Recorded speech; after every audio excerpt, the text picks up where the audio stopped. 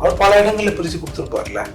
உண்மையிலேயே மத்திய அரசு இல்ல மோடி இதை தீராக விசாரித்தால் தமிழ்நாடு கவர்மெண்டே இருக்காது.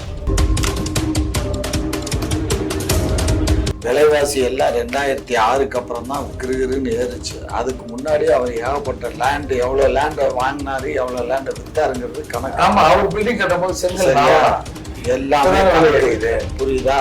ஆகையினால அதெல்லாம் ஒண்ணும் தேர்மா. ஆமா, எனக்கு ஒரு பெருசா ஒரு அமௌண்ட் இவ்வளவு சப்போர்ட் பண்ணி பேசுறீங்க. பொன்முடி எனக்கு ஒண்ணு பெருசா கொடுப்பாரா? கொடுத்துட்டாரா? ஏற்கனவே ஒரு சூட் கேஸ் அனுப்பிச்சிட்டாரு. அந்த சூட் கேஸ் அந்த இருக்கு பாருங்க, அதான் எத்தனை கோடி அது எத்தனை கோடி பிடிக்கும் தெரியல, வாங்கினவங்களுக்கு தானே தெரியும். அதை எப்படி பாருங்க. இவ்வளவு தீவிரமா அவருக்கு முட்டு கொடுக்குறீங்களே, எத்தனை கோடி வாங்கினீங்க, சூட் கேஸ் எவ்வளவு இருந்துச்சுன்னு கேட்குறாரு.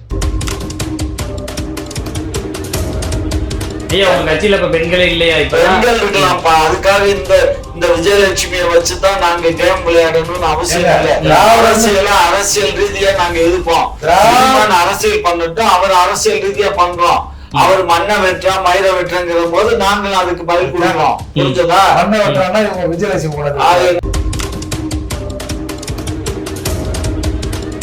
அதை விட்டு சீமான் எதுக்கு அவரே பேசுறீங்க? பாவம், அவர் எங்கேயோ இருக்காரு. அவரை நம்ம எதுக்கு பேசணும்? எவன் பெயரை சொன்னால் உங்களுக்கு எரிகிறதோ, எவன் பெயரை சொன்னால் திராவிடத்துக்கு எதிரிகளோ, திராவிடத்துக்கு எதிராக அவரே தமிழினத்தின் தலைவர். இங்க 12 மணிக்கு தான் வார்த்தை இருக்கணும். 12 மணிக்கு தான் மது காலையில 11 மணி இருந்து 11 மணி வரைக்கும் பார்த்து திறக்கிறாங்க. ஆனா டாஸ்மாக் கடையில காலையில 6 மணிக்கு போய் பார்த்து வாங்கிட்டு வராங்க. அப்படி எப்படின்னு கேட்கறாங்க. அதெல்லாம் வேற எங்கேயா வாங்குவாங்க. நீங்க தமிழ்நாடு விட்டு வெளியில போய் வாங்கிட்டு வருவாங்களா? 12 மணிக்கு தான். கலைஞர் திறந்தாரு, மூடிட்டாரு. எம்ஜிஆர் திறந்தாரு, மூடல. அவர் காலம் தொட்டு இப்போ இந்த நிமிடம் வரலையும் நடக்குது. ஆகையினால அதை எம்ஜிஆர் கேட்கணும், அரசு உடைமையாக்கணும். ஜெயலலிதா இறந்து போன தலைவர்கள்லாம் தோண்டி எடுத்து கேட்கணும்னா அப்ப இருக்கிற தலைவர்கள் எதுக்குன்னு கேட்கறாங்க. அதை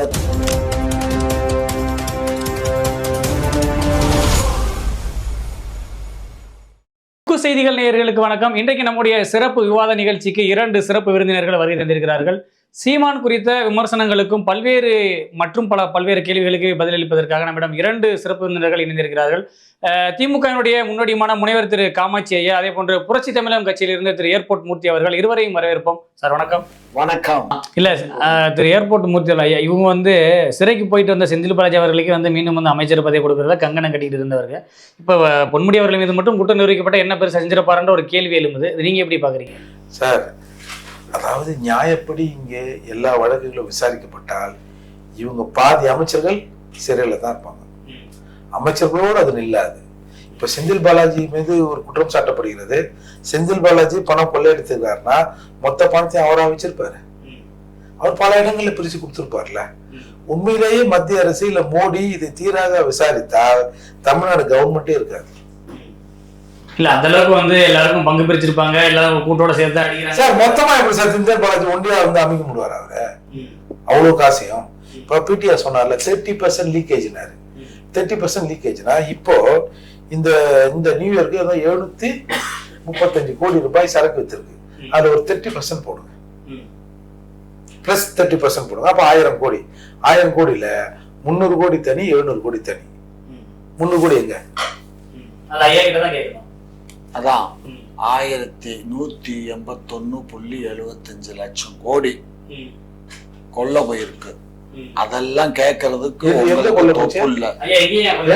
ஒன்றிய அரசுல கொள்ள போயிருக்கு. சரி, ஒரு 181.75 லட்சம் கோடி. சரி, 40 எம்பிக்கள் இருக்கீங்களா, போராடுங்க. எப்படி லட்சம்? அதெல்லாம் போராடத்தான் போராடி. இங்க திமுக அமைச்சர்கள் ஊழல் பண்றாங்க, இங்க தப்பு நடக்குதுன்னு சொன்னா அவங்கள பாத்தீங்கன்னா அங்க பாருங்க என்ன பண்ணிட்டு இருக்காங்க. என்ன சொன்னாரு? எங்க அமைச்சர்ல பாதி பேர் உள்ள போவாங்க குற்றவாளின்னு சொன்னா 11 நபர்கள். சரியா?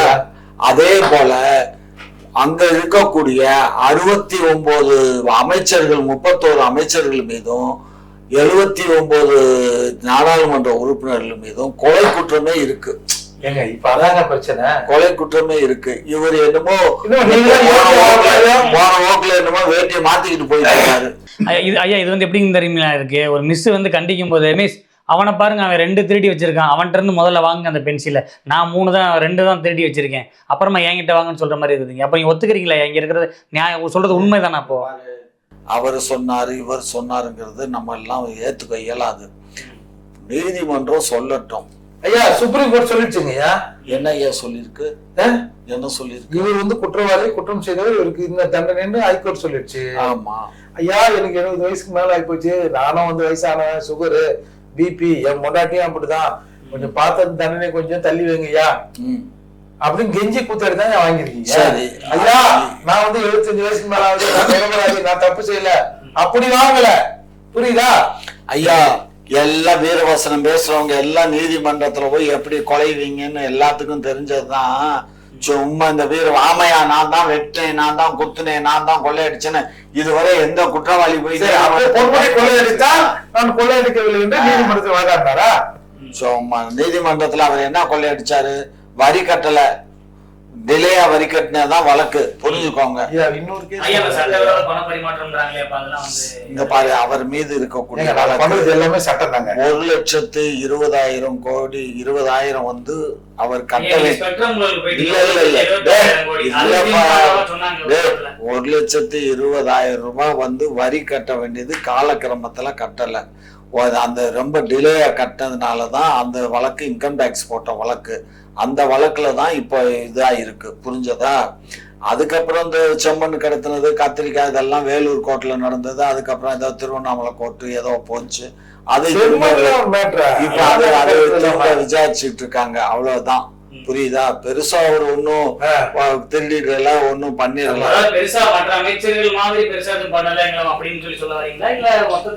எதுக்கு உங்களுக்கு அமைச்சர் மீதே கண்ணு இருக்கு?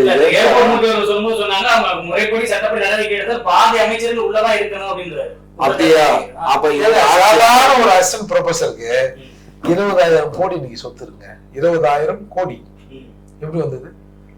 எத்தனை கல்வி நிறுவனங்கள் சொல்லுங்க. ஏங்க அவரு சீப்பா இடத்த வாங்கி போட்டாரு, அந்த இடம் பூரா கண்ணா பின்னான்னு விலை ஏறி போச்சு. பாதி இடத்த வித்து போட்டு அதுல காலேஜ கட்டினாரு, அதுல இருந்து வருமானம். நீங்க சொன்னீங்கன்னா பொன்முடியே நம்ப மாட்டாரு. ஏன் நம்ப மாட்டாரு? காமாட்சி ஜோக் பண்றாரு பாருங்க. இந்த வலையில வந்து உட்கார்ந்த கதை மாதிரிதான் பொன்முடி அவருடைய கதை இருக்கு. எதுவுமே ஏற்றுக்கொள்ள தகுந்ததா இல்ல. அதாவது ஒரு முழு பூசணிக்காய் சொல்ற மாதிரி தான் பரவாயில்ல, ஒரு வீட்டையே சொல்ற மாதிரி அப்படிங்க. தம்பி நீங்க ரொம்ப தவறா பேசுறீங்க. விலைவாசி எல்லாம் 2006க்கு அப்புறம் தான் கிருகிருன்னு ஏறிச்சு. அதுக்கு முன்னாடி அவர் ஏகப்பட்ட லேண்ட், எவ்வளவு லேண்ட் வாங்கினாரு, எவ்வளவு லேண்ட் வித்தாருங்கிறது கணக்கு. ஆமா, அவர் பில்டிங் கட்டும் போது செங்கல் எல்லாமே புரியுதா? ஆகையினால அதெல்லாம் ஒண்ணும் தேர்மால. ஆமா, எனக்கு ஒரு பெருசா ஒரு அமௌண்ட் இவ்வளவு சப்போர்ட் பண்ணி பேசுறீங்கல்ல, பொன்முடி எனக்கு ஒண்ணு பெருசா கொடுப்பாரு. கொடுப்பாரா? கொடுத்துட்டாரா? ஏற்கனவே ஒரு சூட் கேஸ் அனுப்பிச்சிட்டாரு. அந்த சூட் கேஸ் அந்த இருக்கு பாருங்க. எத்தனை கோடி? அது எத்தனை கோடி பிடிக்கும் தெரியல, வாங்கினவங்களுக்கு தானே தெரியும். அதை எண்ணி பாருங்க. இவ்வளவு தீவிரமா வந்து அவருக்கு வந்து முட்டு கொடுக்குறீங்களே, எத்தனை கோடி வாங்கினீங்க, சூட் கேஸ் எவ்வளவு இருந்துச்சுன்னு கேக்குறாரு. தம்பி உண்மையை பேசுறதுக்கு நான் முட்டு கொடுக்குறேன்னு அர்த்தமா? சீமான் பேசினார்னா அவர் பக்கம் நியாயம் இருந்தா அவர் பக்கம் நியாயத்தை பேசுவேன்.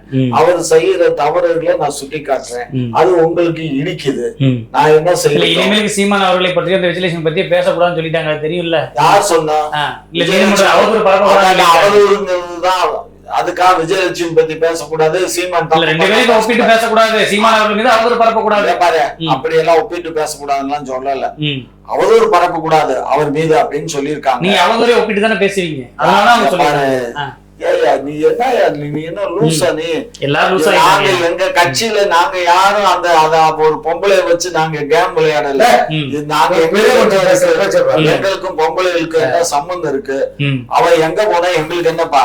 ஐயா உங்க கட்சியில இப்ப பெண்களே இல்லையா? இப்ப பெண்கள் இருக்கலாம்ப்பா. அதுக்காக இந்த விஜயலட்சுமியை வச்சுதான் நாங்க கேம் விளையாடணும்னு அவசியம் இல்லை. அரசியல் ரீதியா நாங்க எதிர்ப்போம். அரசியல் பண்ணட்டும், அவர் அரசியல் ரீதியா பண்றோம். அவர் மண்ணை வெற்றா மயிர வெற்றங்கிற போது நாங்கள் அதுக்கு பதில் கொடுக்கிறோம், புரிஞ்சதா? அதனால இதெல்லாம் வந்து தேவையில்லாத சப்ஜெக்ட் எங்கள்கிட்ட கேள்வியா கேட்காதீங்க. நாங்க விஜயலட்சுமியை வச்சு நாங்க ஒன்னும் விளையாடல, புரியுதா? நாங்க என்ன தர்மனா திரௌபதியை வச்சு விளையாடுறதுக்கு? நாங்க வந்து அப்படி ஆளுங்க கிடையாது. நாங்க நேர்மையின் சிகரம். நேர்மையா தான் நாங்க ஆட்சி பண்றோம்.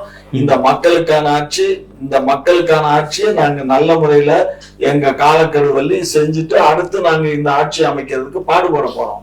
அதை விட்டு சீமான் எதுக்கு அவரே பேசுறீங்க? பாவம் அவர் எங்கேயோ இருக்காரு, அவரை நம்ம எதுக்கு பேசணும்?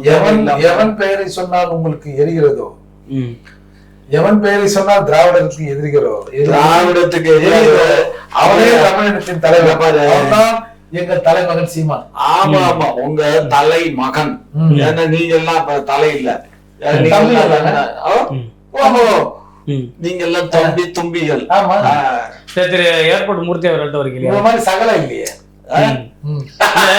இப்ப வந்து இன்னைக்கு அனைத்து கட்சிகள் கூட்டம் வந்து கூட்டியிருக்கிறாங்க. அதுல வந்து நிறைய கட்சிகள் வந்து ஒரு சில கட்சிகள் வந்து எங்களுக்கு அழைப்பு எல்லாரும் கொடுத்திருப்பாங்க, யாரும் பங்கேற்கல. குறிப்பிட்ட கட்சிகள் இப்ப நீங்க கூட உங்க கட்சி சார்பா வந்து பங்கேற்கல, இன்னும் பலர் வந்து பங்கேற்கல. என்ன காரணம்? இல்ல, ஒரு 7-8 கட்சிகள் பங்கேற்கல. கொஞ்சம் பேர் அங்க போய் நாங்க தேர்தல் கமிஷன்ல வந்து பதிவு போட்டிருக்கோம், எங்களை ஏன் உள்ள விடல அப்படிலாம் இன்னைக்கு அங்க பிரச்சனை வருது. அதெல்லாம் நியூஸ்ல பாத்துப்பீங்க. பொதுவா இந்த வரையறை இருக்குல்ல, இது வந்து சும்மாங்க. இவங்க நம்ம எவ்வளவோ காலகட்டங்கள்ல வந்து அனைத்து கட்சி கூட்டத்தை கூட்டுங்கன்னு பல பிரச்சனைகளுக்காக எவ்வளவு பேர் பேசுறாங்க. அப்பெல்லாம் வந்து இவங்க யாரும் அதை பத்தி ஒண்ணும் பெருசா எடுத்துக்கல. இப்போ வந்து ஒரு 8 MP தொகுதிகள் குறைய போதான், உடனே குதிக்கிறாங்க. எப்படி எங்க கட்சியில ஒரு 8 பேர் இல்லாம இப்ப சொல்றாங்கல்ல 40 நமதே 39+1ன்றாங்கல்ல, அதனால 32 ஆயிடும். நாங்க 8 பேர் எங்கிட்டு போய் சொல்லுவோம் அப்படிங்கறதுதான் எங்களுக்கு பிரச்சனை. இவங்க என்ன சொல்றாங்க, இப்ப அது வந்து ஒரு 10 ஆண்டுகளுக்கு ஒரு முறை அதை வரைமுறைப்படுத்தணும்னு சட்டம் இருக்கு. லாஸ்டா வந்து 1971 எடுத்த மக்கள் தொகையின் அடிப்படையில் தான் 543 இடங்கள் வந்து டெரைவ் பண்ணாங்க. அப்போ 10 ஆண்டுக்கு ஒரு முறை பண்ணணும்ல.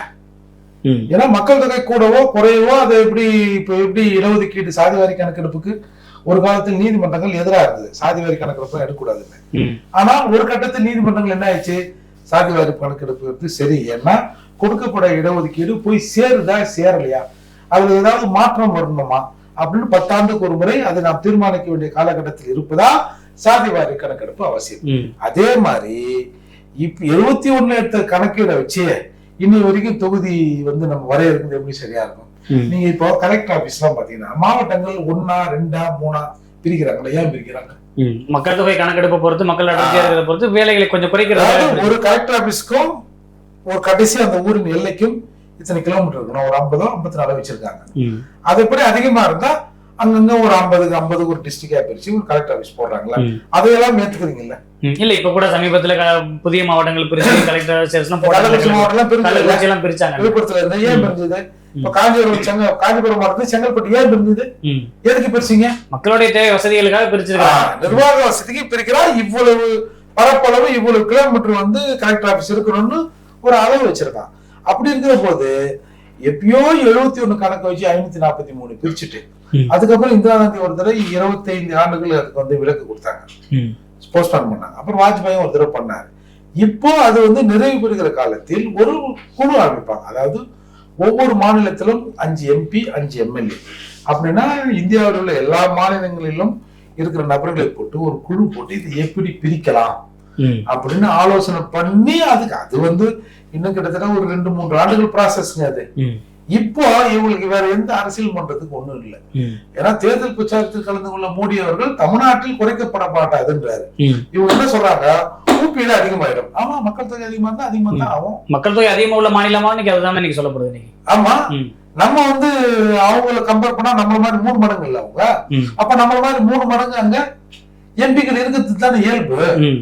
நீங்க 40 இருக்கும் போது அப்படியே இல்ல, இவங்க குறைஞ்சிரும் அப்படின்ற கூடுறதுக்கு வாய்ப்பு கிடையாது. இது இருக்கிறத நம்ம குறைஞ்சிரும்ன்றதுல திட்டவட்டமா உங்களுக்கு தகவல் வந்ததுனால அதுக்கு ஆர்வம் காட்டல. குறைவதற்கான வாய்ப்பு இருக்கு சார். உங்களுக்கு ஒரு தொகுதி இப்ப 20 லட்சம் பேர் வாக்காளர் ஊப்பியில் இருக்கிறாங்க ஒரு தொகுதியில. ஒரு தொகுதிக்கு 20 லட்சம் பேர். இன்னும் மேக்சிமம் 10 லட்சம் பேர் எல்லாம் கூட இருக்கிற MP தொகுதிகள் இருக்குன்னு வச்சுக்கலேன். 20 லட்சம் பேர் எப்படி இருக்கலாம்? இப்போ 20 லட்சம் பேர் இரண்டாக்குனாதான் அதுக்கு ஒரு இரண்டாக்கணும். அப்படின்னும் போது ஒரு பொது அளவு வைக்கிற போது நாங்க வந்து சிறப்பு எல்லாருக்கும் 10 லட்சம், ஒரு உதாரணத்துக்கு 10 லட்சம் அளவீடு வச்சா எங்களுக்கு 10 வைக்காதுங்க. குடும்ப கட்டுப்பாடு பண்ணி மக்கள் தொகை அரசாங்கம் சொன்னது, ஒன்றிய அரசு என்ன சொல்லுச்சு, குடும்ப கட்டுப்பாடு பண்ணணும், ஜனத்தொகை பெருக்கமா இருக்கு, ஜனத்தொகை குறைக்கணுங்கிறதுனால தமிழ்நாடு தான் இதுல முதன்மையான மாநிலம். நம்ம தான் ஜனத்தொகையை குறைச்சோம். அதான் பாத்தீங்களா, ஏன் குறைச்சிங்க? இப்போ இது இவருக்கு எத்தனை பிள்ளை இருக்கு, எத்தனை பிள்ளை இருக்கு அளவுல. இப்போ ஒரு இந்த பிறப்பு விகிதம் சம்பந்தப்பட்ட ஒரு கணக்கெடுப்பு நடத்துறாங்க தமிழ்நாட்டுல. கடந்த 2-3 ஆண்டுகள்ல பிறப்பு சதவீதம் எத்தனை தடவை குறைஞ்சிருக்கு? 11% குறைஞ்சிருக்கு. இல்ல இதற்கெல்லாம் காரணம் குடி. இலவத்த குடி, தரங்கட்ட குடியை ஊத்தி எல்லாரும் பீஸ் போக வச்சுட்டு மக்கள் தொகை குறைஞ்சிருச்சு, மக்கள் தொகை குறைஞ்சிருச்சு. குடும்ப கட்டுப்பாடு பண்ணதுனாலதான் மக்கள் தொகை குறைஞ்சிருச்சு. ஒரு காலத்துல இல்ல. ஏன் பண்ற சார்? இப்ப ஹாஸ்பிட்டல் அட்மிட் ஆனா எத்தனை புள்ளமா? 2 புள்ளைங்க. சரிம்மா, குடும்ப கட்டுப்பாடு பண்ணிக்குமா அப்படின்னு அரசாங்கம் பண்ணுது. ஏன் பண்ற? ஏன்னா பண்றீங்க? உங்களை எவனா பண்ண சொன்னா? புட்டிங்க மாதிரி பண்ணிட்டு மக்கள் தொகை கம்மியா போச்சு. இதெல்லாம் ஒரு பக்கம் வந்து அங்கங்க சரக்க மட்டமான சரக்கு ஊத்தி ஒண்ணு வந்து எல்லாத்தையும் பிளாட் ஆக்கி விட்டாங்க. இல்ல அரசு விற்கக்கூடிய மதுபானத்தை வந்து நம்ம வந்து குறை மட்டமானதுன்னு சொன்னா அதை ஏத்துக்கிற மாட்டாங்க இல்லையா? அதை குறை சொல்ற மாதிரி எப்படிங்க 11% குறைஞ்சது? இன்னைக்கு எங்கேயோ ஒண்ணு வந்து இந்த செயற்கை கருத்தரிப்பு மையங்கள் இன்னைக்கு ஊருக்கு ஒண்ணு தெருவுக்கு ஒண்ணு வந்துச்சு. எப்படி வந்தது? ஏன் வந்தது? எல்லாத்துக்கும் காரணம் குடிதானா? திடீர்னு எப்படி ஆம்பளை ஃபீஸா போயிட்டான்? எப்படி மொக்கையா போயிட்டான்? என்ன சாப்பிட்டான்? அப்படி குடிதானே. முதலமைச்சரே சொல்றாருல, குடியால் ஏற்படும் தீமைகளை நான் டாக்டர்கிட்ட கேட்டா எனக்கு பீதி ஏற்படுகிறதுன்னு அறிக்கை விட்டார் தெரியுமா? இல்ல எல்லாரும் அப்பாவா வந்து நீ வந்து நான் சொல்றதை கேளுங்க, போதையின் பாதையில் செல்லாதீர்கள், கவனமாக இருக்குன்னு அவர் அறிவுறுத்திட்டு தானே இருக்கிறார். அறிவுறுத்தின்னு போதை வைக்கிறாரா? சொல்லுங்க. நாங்கள் அழுத்தம் வேற யாரு டாஸ்மாக் ஆரம்பிச்சது? உங்க நம்ம தானே ஆரம்பிச்சிச்சு. அந்த காலத்துல வந்து சோமபானம் சுறாபானம் குடிச்சாங்க. அப்புறம் என்ன? அதுக்குன்னு ஒரு 10,000-5,000 வருஷத்துக்கு முன்னாடி அரசு இப்ப மதுபான கடையில ஆரம்பிச்சு ஒரு 50,000 பேருக்கு வேலையை போட்டு கொடுத்து இன்னைக்கு நாங்க அதை மூடுனா அந்த 50,000 பேரை வீட்டுக்கு போறோம்னு சொன்னா அப்புறம் அதுக்கு வந்து கொடியை பிடிப்பீங்க. 50,000 பேருக்காக சும்மா ஒரு 1,18 லட்சம் பேர் குடிக்கிறாங்க. இவங்களுக்காக இவங்களை வந்து அப்ப தமிழ்நாடு தவிர மற்ற மாநிலங்கள்ல எங்கேயுமே குடிக்கல. இந்த பக்கத்துல இருக்க கர்நாடகா, ஆந்திரா இல்லையா, நம்ம மாதிரி நம்ம ஊருக்குள்ள இந்த சரக்கு குடிச்சா உடம்பு பெறக்கூடாதுன்னு அந்த முதல்வர் அந்த சரக்கின் மீது கவனம் செலுத்துகிறார். நம்ம முதல்வர் வெறும் கலர் பவுடர் கலந்து எசன்ஸ் கலந்து என்னடா வீரன்னு சரக்கு குடிச்சு எல்லாரும் மொக்கையாக்குறாங்க. இது இல்லையா கேளுங்க. இங்க பாரு, ஐயா 2 ஊரை குடிச்சிருப்பாரு. இங்க பாரு, ஐயா ஆந்திராக்காரு, ஆந்திராவில் சரக்கு அடிச்சிருப்பாரு, தமிழ்நாட்டை அடிச்சிருப்பாரு. அவர் மனசாட்சி தொட்டு சொல்ல வந்து இதெல்லாம் ரொம்ப தவறான தகவல். அரசாங்கம் வந்து மதுக்கடை நடத்தல. அரசாங்கம் நடத்துறது மதுக்கடையில தான் நடத்துறோமே தவிர கொள்முதல் பண்றது ஃபேக்டரியில இருந்து தான் கொள்முதல் பண்றோம். அந்த ஃபேக்டரி சரக்கு வந்து இப்படி இருக்கணும்னு சட்டம், ரூல்ஸ் அண்ட் ரெகுலேஷன்ஸ் இருக்கு. அவன் தயார் பண்ற சரக்கு நம்ம தமிழ்நாட்டுக்கு மட்டும் இல்ல, அவன் இது பூரா இந்தியா பூரா சப்ளை போகுது. அதெல்லாம் சரக்கு எவனும் வாங்கல. யார் சொன்னா தமிழ்நாட்டுல தயாரான சரக்கு டிமாண்ட் கீழே இறங்கி கேட்டு பாருங்க. எங்களுக்கு இங்க கீழே இருக்குல்ல டாஸ்மாக் இருக்குல்ல, அங்க போய் கேட்டு பாருங்க. சரக்கு வந்து நாங்க இந்தன் போடுறோம், இந்தன் போட்டோம் எங்களுக்கு கால்வாசி தாங்க சப்ளை ஆகுது, முக்கால்வாசி சப்ளை அவ்வளவுதான் குடிக்காரமாயிட்டா. சப்ளை ஆகலைங்கிறான், வரலைங்கிறாங்க. அவ்வளவு பேர் குடிக்காரமாயிட்டாயா? காலையில குடிக்க போயிடுறானே. ஏங்க அது சரக்கே வரலைங்கும் போது குடிக்க போயிட்டாங்க. என்ன அர்த்தத்துல பேசுறீங்க?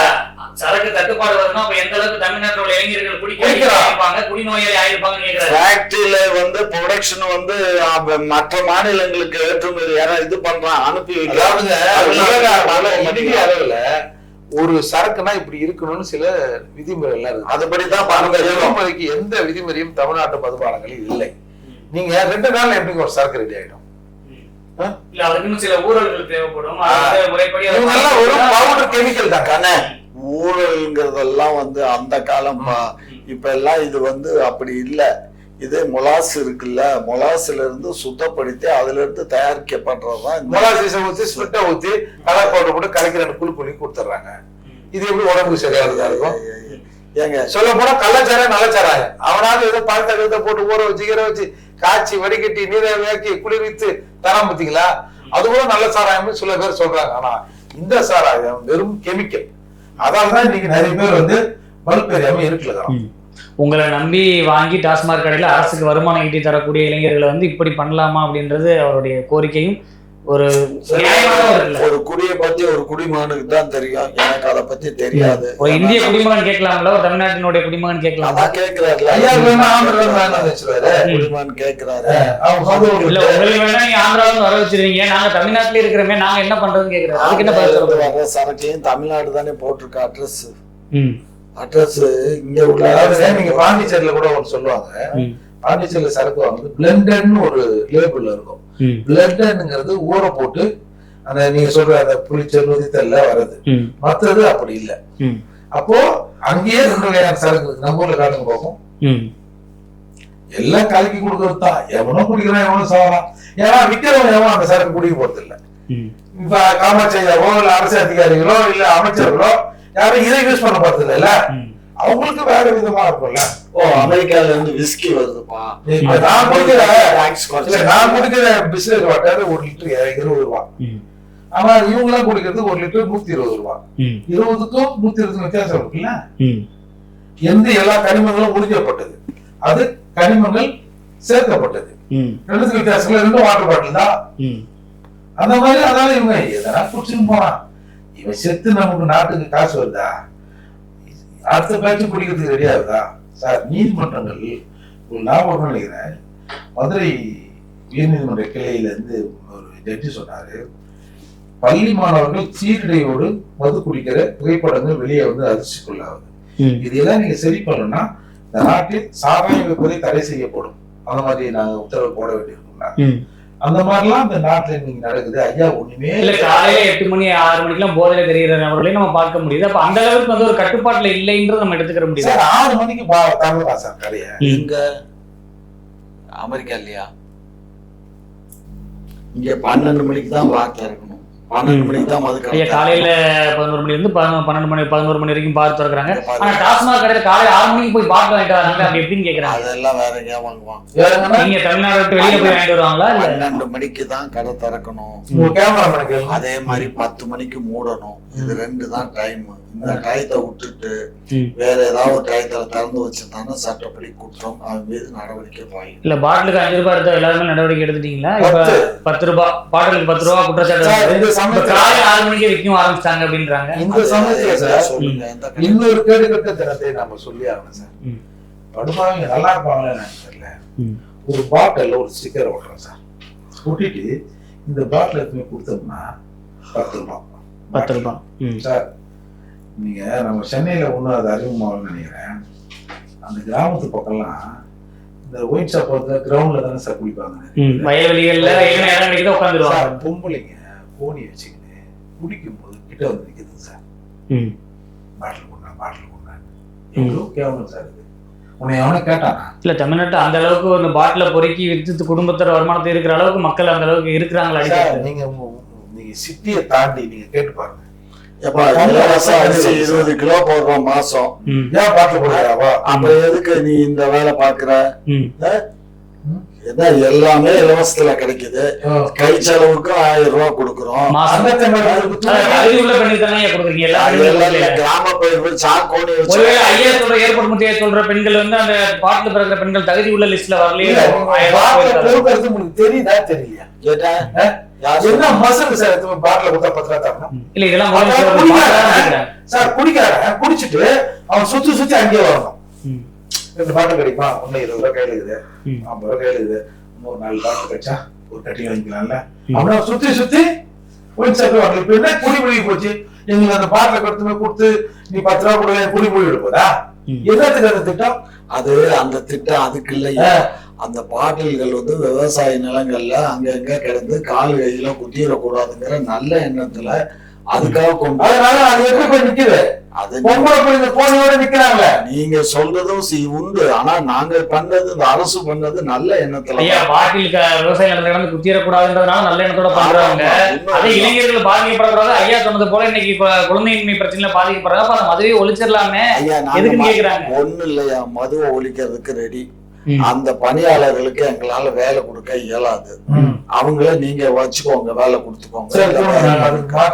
அப்ப அம்மையார் கனிமொழி அவர்களோட சொன்னாங்கல்ல, வந்து நாங்க வந்து நம்ம மதுவை ஒழிக்கிறதா எங்களுடைய முதல் வேலை.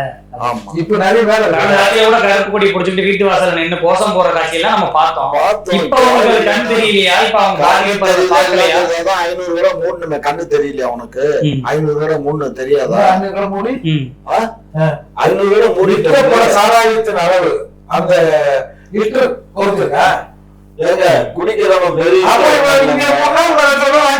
அதுக்கு என்ன செய்யறது? ஒட்டுமொத்தம் ஒண்ணும்னா கள்ளச்சாராயம் 6 பேருக்கு போலீஸ் வச்சிருக்கீங்க. போலீஸ் எத்தனை ஊருக்கு 10 பேர் கள்ளச்சாராயம் காய்ச்சிறேன். அவனை எங்க போய் பிடிக்க முடியாதாங்க? அதெல்லாம் போடுங்க. பாருங்க ஐயா, நீங்க கண்ணார பாத்துருக்க மாட்டீங்க. நான் எல்லாம் காங்கிரஸ் கட்சி ஆட்சி காலத்துல இங்க பாருங்க, தலையில அந்த மண்பானையை தூக்கி வச்சு போலீஸ் அடிச்சு தூக்கிட்டு போவான். அடுத்த 3ஆவது நாள் வந்து பாத்தீங்கன்னா வந்து சாராயம் மறுபடியும் வித்துட்டு தான் இருக்காங்க. அதுதான் சொல்றேன் நான்.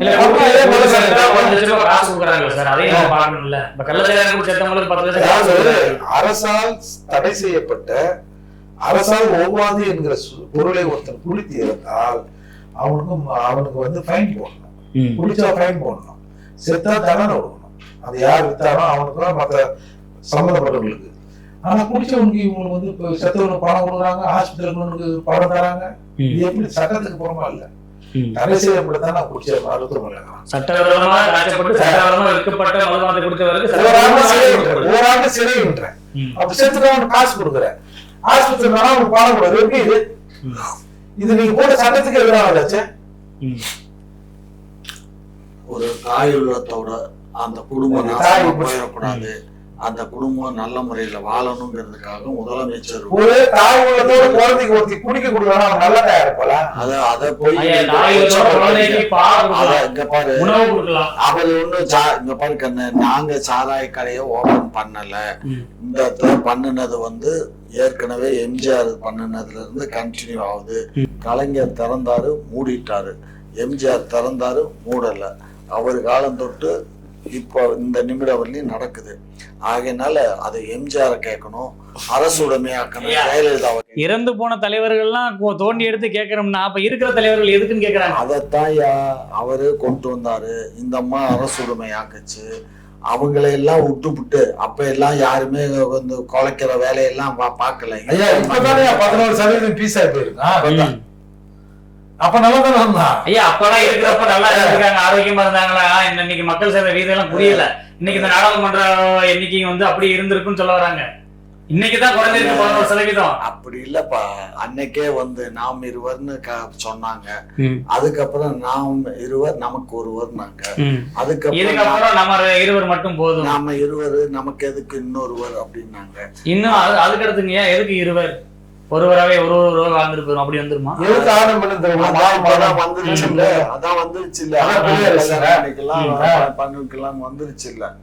ஆகையினால இதெல்லாம் வந்து சகஜம்தான். இந்த லாஜிக் எல்லாமேங்க இந்த திராவிடம் பேசுறாங்க தெரியுங்களா, அவங்களுக்கு ஒத்து வருங்க. இது தமிழருக்கு ஒத்து வராதல். தமிழருக்கு ஒத்து வரலைன்னா நீங்க எதுக்கு தமிழ்நாட்டுல இருக்கீங்க? வேற எங்கேயா போங்க. உங்களை யாரு இங்க இருக்க சொல்லுங்க. இதான் திராவிடத்தை கொழுப்புன்றது. ஆமா, கொழுப்பு தான்.